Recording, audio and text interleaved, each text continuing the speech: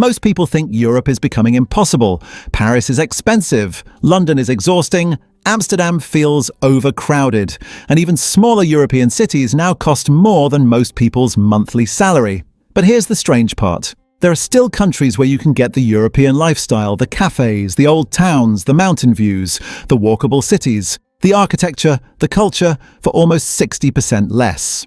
Today, I'm showing you 4 countries that feel shockingly European, but cost a fraction of what people are paying in Western Europe in 2026. And the final country might be the biggest loophole in Europe right now, but this time we're going deeper. Because living cheaply is one thing.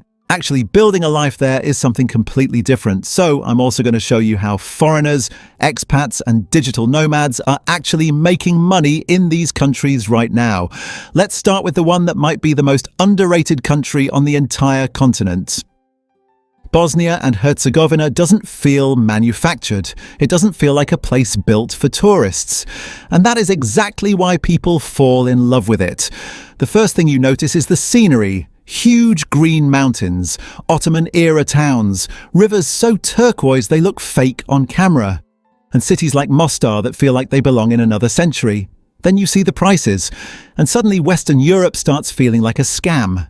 A one-bedroom apartment outside the tourist centre can cost as little as €300 a month. Traditional meals often cost under €6. Coffee culture is massive here, and locals can sit for hours in cafes spending almost nothing. But what makes Bosnia especially interesting in 2026 is that more foreigners are quietly moving here and building small online businesses while costs are still low. Some run Airbnb rentals near tourist hotspots like Mostar and Sarajevo. Others open cafes, hostels, photography tours, or YouTube travel channels because the scenery alone generates content that looks cinematic without spending a fortune.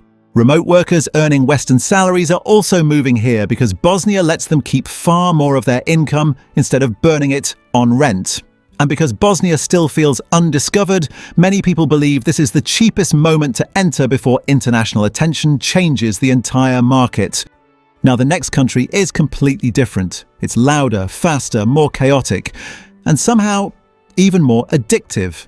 Turkey doesn't feel cheap.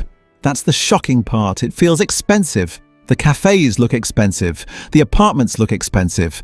The food tastes expensive. The coastlines look like places billionaires vacation, and then you see the actual prices. In cities outside the ultra-tourist zones, fully furnished apartments can still rent for €350 to €700 a month. Fresh food markets are absurdly affordable. Street food can cost less than a coffee in Paris. And private healthcare prices are so low that many foreigners now specifically move here for medical treatment and dental work. But Turkey's real advantage is opportunity. This is one of the biggest countries on the list, which means there's actual economic activity happening everywhere. Foreigners here often build businesses around tourism, cafes, e-commerce, Airbnb apartments, restaurants, import-export trading, or content creation. Istanbul alone has become a massive hub for YouTubers, remote workers, online agencies, crypto traders, and Amazon sellers because living costs remain far below Western Europe, while the lifestyle still feels world-class. Some people even move here specifically to reduce expenses while building online businesses, because every dollar stretches dramatically further. And once you understand that, Turkey stops looking like a cheap country and starts looking like a financial cheat code. Now, the next country feels like Europe before Europe became expensive. There's a strange feeling you get in North Macedonia. You walk through the old stone streets of Ohrid beside a massive blue lake, surrounded by medieval churches and mountain views, and your brain genuinely struggles to process how cheap everything is, because visually it feels like Southern Europe.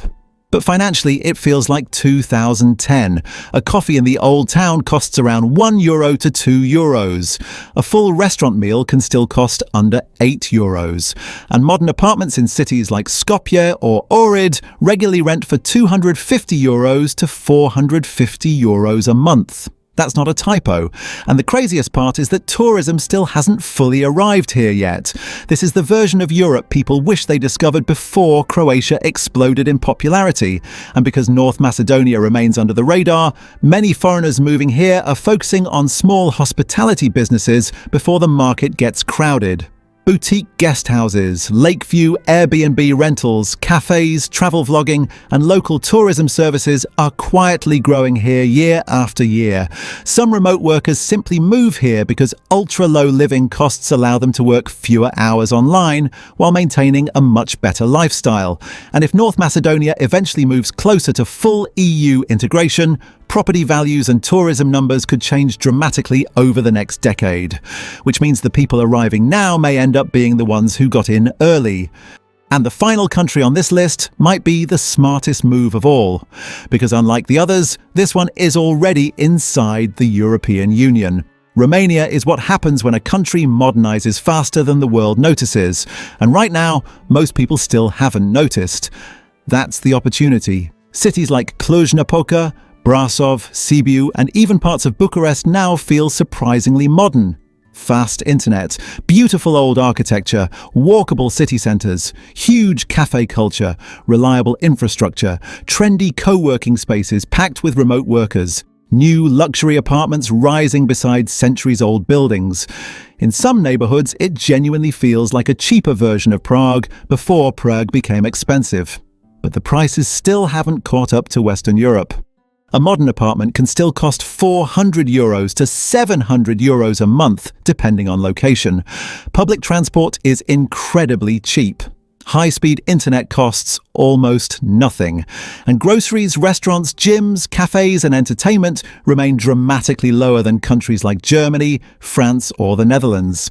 In many cases, foreigners moving here cut their monthly expenses nearly in half without feeling like they sacrificed quality of life. And that's the part that shocks people most about Romania.